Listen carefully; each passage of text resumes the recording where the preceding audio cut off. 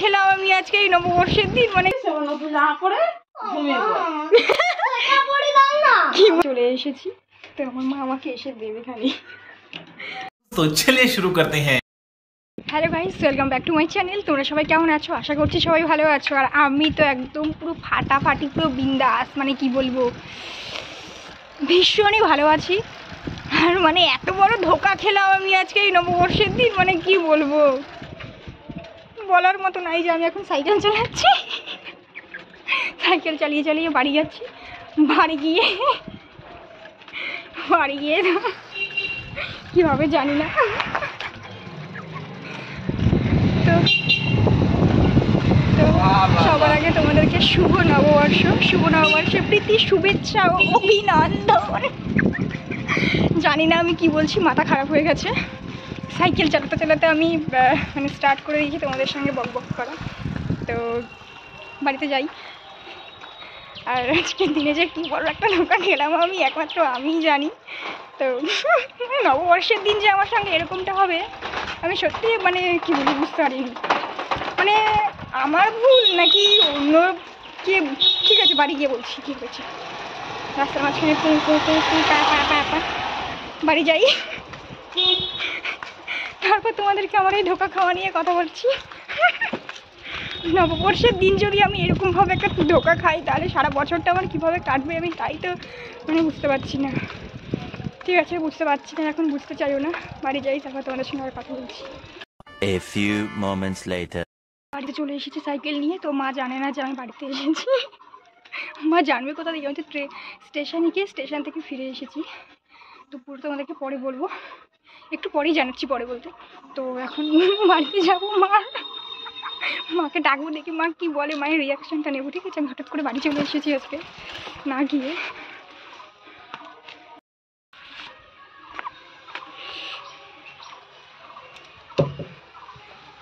মা, মাম্মি, বাড়ি চলে আসলাম মা। ধোকা খেয়েছি, ধোকা। ছুটি আজকে বছরের প্রথম দিনে ধোকা খাইলি, তা বাড়ি জিজ্ঞেস করবি না আয়ুষ্মান বাবা মা তুমি দীর্ঘজীবী হবে। খালি মনে মনে ভাবলাম, কিন্তু কেউ প্রণাম করতে পারলো না, চলে গেল, আশীর্বাদ নিতে পারলো না। আজকে বাবা মাকে প্রণাম করে, ঠাকুর করে প্রণাম করে, বৃন্দাজিকে প্রণাম করে, হ্যাঁ, তারপর হাতে হাত পড়াই করিয়ে দেয় বছরের প্রথম দেয়। তো সকালবেলা উঠে আমি এত তাড়াহুড়ো করছি, মানে প্রতিদিনই আমার এই তাড়াহুড়ো থাকে। সকালবেলা ঘুম থেকে উঠে কাজ বাজ সেরে যাই পড়াতে, পড়িয়ে এসে তাড়াহুড়ো করে ঝটপট করে হ্যাঁ যাবো, ঝটপট করে খেয়ে দিয়ে রেডি হয়ে পকাত করে ব্যাগটা নিয়ে বেরিয়ে পড়ি। ঠিক আছে, তো ফোন দেখার আর সময় হয় না আমার। তো রাতের বেলা কালকে গ্রুপে একবার স্যারের কাছে মেসেজ করেছিল, মানে আমি করিনি, অন্যরা করেছিল। তো জিজ্ঞাসা করছিল যে স্যার আজকে কি ছুটি নববর্ষের দিন? তো স্যার বললো যে না, কোনো ছুটি নেই। এবার সকালে উঠে আমি বললাম যে টাইম হয়নি, আমি আর ফোন টোন দেখিনি। স্টেশনে তো চলে গিয়েছি, স্টেশনে গিয়ে বসে আছি। তো ওদের কাছে কি ফোন করবো? ও আমাকে ফোন করে জানিয়েছে আমার একটা বান্ধবী স্টেশনে। ওরা কি জানে নাকি?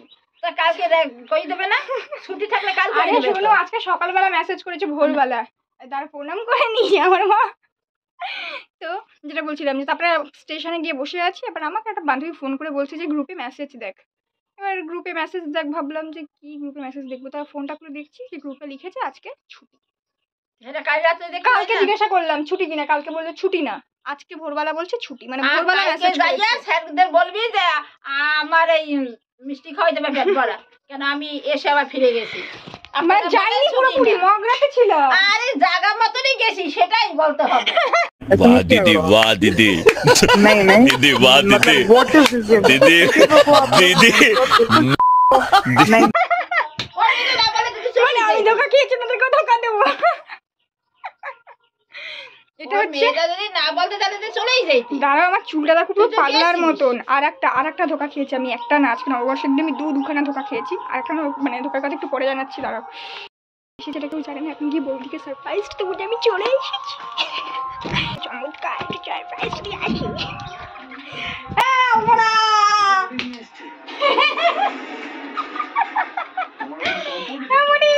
তুই এখন চলে এসেছিস? আর বলিস না, ধোকা খেয়েছি আমি, ধোকা। ক্লাস হবে না আজকে, ছুটি। মানে বৌদির মানে কোনো ব্যাপারই না এটা। ঠিক আছে, ওকে আর কিছু করতে পারলাম না। তাও মা তো ইয়ে হয়েছে। ও দ্বিতীয় নাম্বার যেটা বলছিলাম, যে দুখানা ধোকা খেয়েছি, দুটো ধোকার দ্বিতীয় নাম্বার ধোকা হচ্ছে এইটা। এবার তোমরা সবাই দেখে বলবে যে এটা আবার কি করে ধোকা হতে পারে, মানে ডাব শ্যাম্পুটা কি করে ধোকা হতে পারে। ওহ মাই গড গাইস, তো শোনো পুরোটা বলি। কালকে রাতেবেলা তেল দিয়েছিলাম, আজকে সকালবেলা শ্যাম্পু করব। তো 3খানা শ্যাম্পু রাখা ছিল আমার, 3টে শ্যাম্পু লাগবে চুলে শ্যাম্পু করার জন্য। একটা শ্যাম্পু খুলে মানে স্নান করতে গিয়ে আর কি, শ্যাম্পু খুলে আর কি মাথায় শ্যাম্পু দিচ্ছি। এবার শ্যাম্পুটা যেটা দেখছি কি, যে মানে শ্যাম্পুটা ডাব শ্যাম্পুটা দেখবে গাঢ় হয়, একদম পুরো গাঢ়, পুরো সাদা কালার। এবার খুলে দেখছি যে কেমন একটা হালকা হালকা কালার, হালকা হালকা কালার। হালকা হালকা কালারটা কেন, সেটা কিসের জন্য? তারপরে পুরোটা ঢালার পরে দেখছি শেষে একদম একটুখানি মানে গাঢ় ডিপ যে কালারটা, যেটা ডাব শ্যাম্পুর অরিজিনাল কালার হয়, সেটা বেরিয়েছে। যা কিলো, এটা আবার কেমন ধরনের? আমি তো ডাব শ্যাম্পু ইউজ করি, তো এরকম তো কোনো সময় হয় না। যাই হোক, তো মাথায় শ্যাম্পু করা শুরু করলে বলতে অফ হয়ে গিয়েছিলাম, কারণ আমার মসিজি ফোন করছিল। তো যেটা বলছিলাম, যে ডাব শ্যাম্পুই আমি ইউজ করি। তো ডাব শ্যাম্পু তো এরকম কোনো সময় হয় না, ওটা তো ডিপ কালার, মানে গাঢ় একদম। তো এরকম কেন হলো? মাথায় শ্যাম্পু করছি, শ্যাম্পু করার পরে দেখছি কি, যে মানে সেরকম একটা ফেনা হচ্ছে না। ডাব শ্যাম্পুতে মানে ফেনা হয় প্রচুর, কি ফেনা হচ্ছে না কেন? তারপরে গিয়ে মানে তো এটাকে খুলে আমি ডাব শ্যাম্পুটাকে আবার সঙ্গে সঙ্গে মানে ফেনা হচ্ছে না কেন, ফেনা হচ্ছে না কেন, হঠাৎ করে মনে হলো যে এক্সপায়ার ডেটটা একবার দেখে নিই তো শ্যাম্পু। তো যেহেতু মানে শ্যাম্পুতে এক্সপায়ার ডেট দেওয়া থাকে না, মানে কবে তৈরি হয়েছে কোন সালে, সেই সালটাই একমাত্র দেওয়া থাকে। তো আমরা সবাই জানি যে এক একটা জিনিস 3 বছরের ইয়ে থাকে, ওয়ারেন্টি থাকে। সরি, ওয়ারেন্টি বললাম না, মানে 3 বছর পর্যন্ত ওটা আর কি ভালো থাকে, ডেট থাকে 3 বছর। তো খুলে দেখছি যে 22 সাল লেখা আছে। দাঁড়াও আমাদেরকে দেখাই, তোমরা বুঝতে পারবে। দেখো, যাই হোক, তোমরা বুঝতে পারছো কি বুঝতে পারছো আমি জানি না। 22 সাল লেখা আছে। এবার 22 সাল দেখে আমার মনে পড়েছে যে এখন তো 25 সাল, মানে 3 বছর হতে চললো। ওর জন্যই শ্যাম্পুটা ওই রকম মানে আর কি নষ্ট হয়ে যাচ্ছে আর কি, মানে ডেট ওভার হয়ে যাচ্ছে। তো কী আর করবো, সকালবেলা তারপরে ওই একটা শ্যাম্পু দিয়ে আমি শ্যাম্পু করলাম, আর এই দুখানা শ্যাম্পু আমি রেখে দিয়েছি। আমি এই দুখানা শ্যাম্পু আর খুলিনি। আমি এই দুখানা শ্যাম্পু এখন যাবো ফেরত দিতে। ফেরত দিয়ে কি আমি ওই কাকুকে বলবো আমাকে নতুন শ্যাম্পু দাও, অন্য শ্যাম্পু দাও। তো আর আমার এই চুলটা বললাম এই যে পাগলার মতন লাগছে। আর তোমরা আমাকে বলো তো, আমার চুলটা দেখে কি মনে হচ্ছে, তেল দেওয়া নাকি শ্যাম্পু করা? মানে চুলটা একটা শ্যাম্পু দিয়ে শ্যাম্পু করেছি, না হয়েছে পুরোপুরি শ্যাম্পু করা, না গিয়েছে মাথার তেল। মানে কেমন একটা মানে কেমন জানি এক ধরনের একটা রয়েছে, মানে খারাপও না, ভালোই, মানে একটু সিল্কি সিল্কি আর কি হয়ে আছে, বেশ ভালোই লাগছে।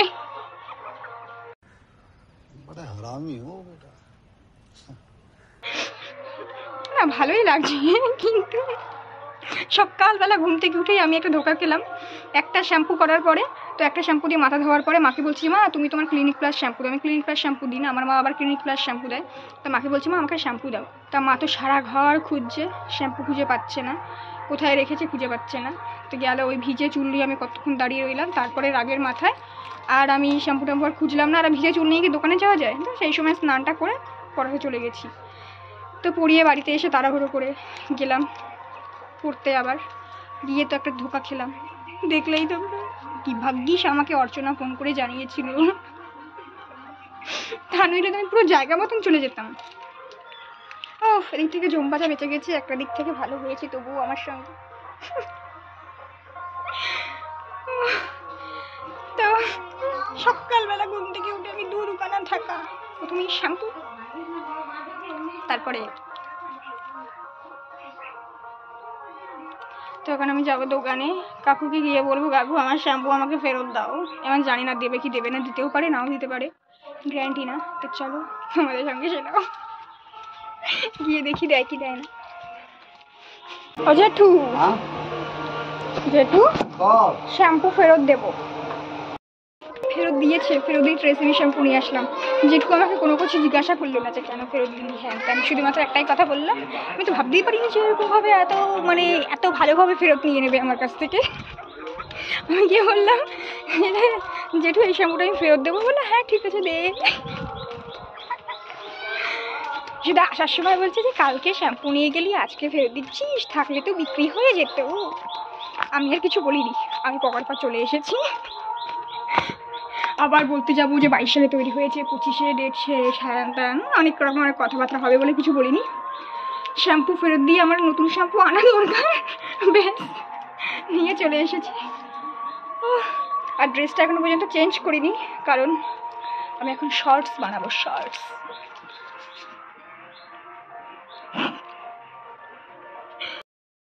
আমের বীজগুলো কই দেখি, আমের বীজগুলো কই দেখি। কি বীজ? পুরো ব্যাটারি। ওইটাকে আমের বীজ বানিয়েছে। গাড়ির বীজ না, গাড়ির বীজ না, দামে এটা গাড়ির বীজ না, দামের। চান্দান করে নিয়েছি, সে নতুন জামা পরে ঘুমিয়ে পড়ে। কি বলছো? হ্যাঁ বাছা ধান, তুমি কি পরবা? সোয়েটার। এদিকে ছেলে বলছে সোয়েটার পরবে, এদিকে মা বলছে চান টান করে নতুন জামা পরে ঘুমিয়ে পড়ো। বৌদি কি লেটেস্ট। আমরা কি আর বড় লোক যে লোকের মতো নববর্ষ করতেও নতুন জামা প্যান্ট পরে পার্টি সার্টি করবো? তার জন্য নতুন জামা প্যান্ট পরে ঘুম পাড়িয়ে দিবি, তাই তো? কোনো অসুবিধা নেই।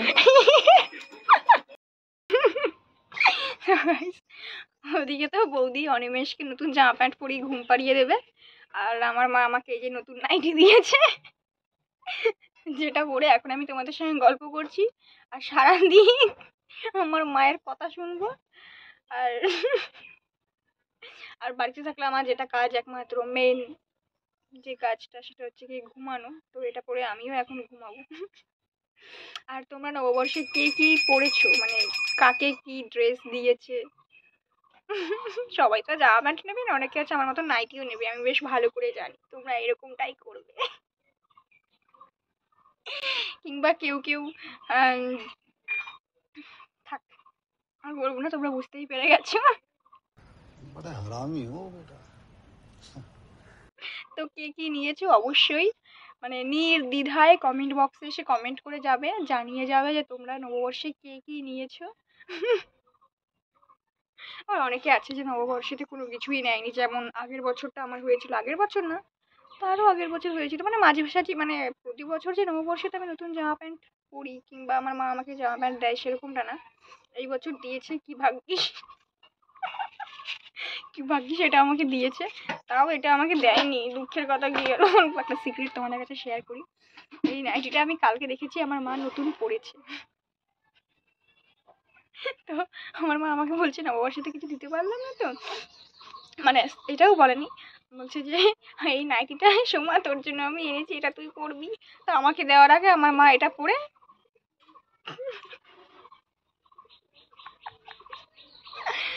ও মাই গড,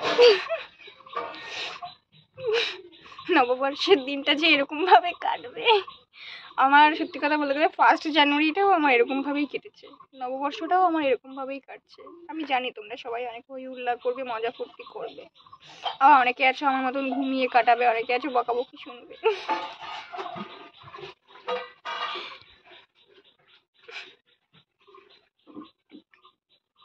এখন আমার মা আমাকে আবার ডেকেছে আমসত্ত্বা দেওয়ার জন্য। ঘুমোতে যাওয়ার আগে আমার একটা কাজ বাকি আছে, সেই কাজটা করে নিই।